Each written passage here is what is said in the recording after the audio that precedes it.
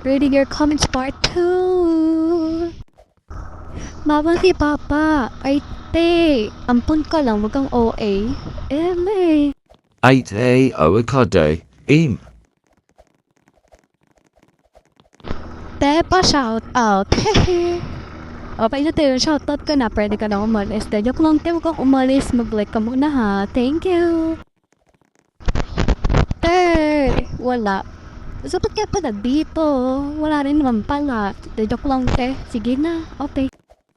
Panotis idol. Ay, si Bading. Maka-idol naman to, no? Sorry na po.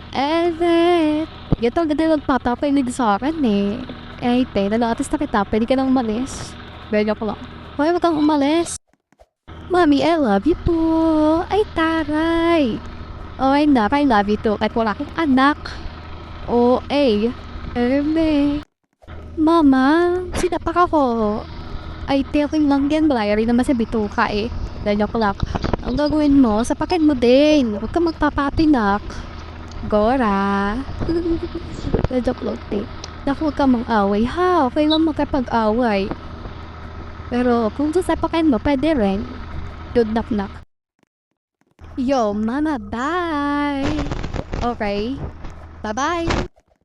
Ay, ti, may jowa ka na. Sumbong kita kay mama. Ay, kay nanay at tatay mo. At ikaw, wala akong jowa. Saan yun nakuha yung chismis na yan, ha? Saan?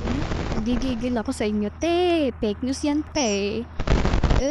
Pero fake news talaga yan, te. Wala akong jowa, te. Love you. Kanina pa ako naiinit. Nahuhulog ka dyan. Sinasadya mo ang inisin ako. Sorry na, te. Di kasi ako marunong maglaro ng ganito, eh. Kaya, ayun, lagi tayong nahuhulog. So, last part na to bakla.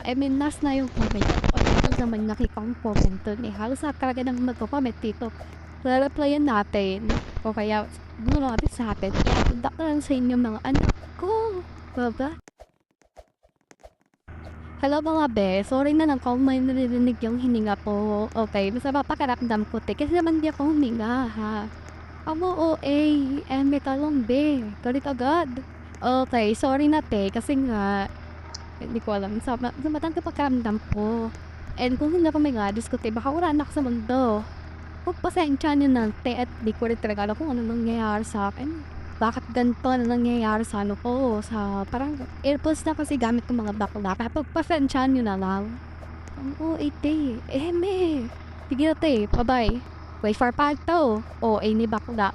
Bye-bye.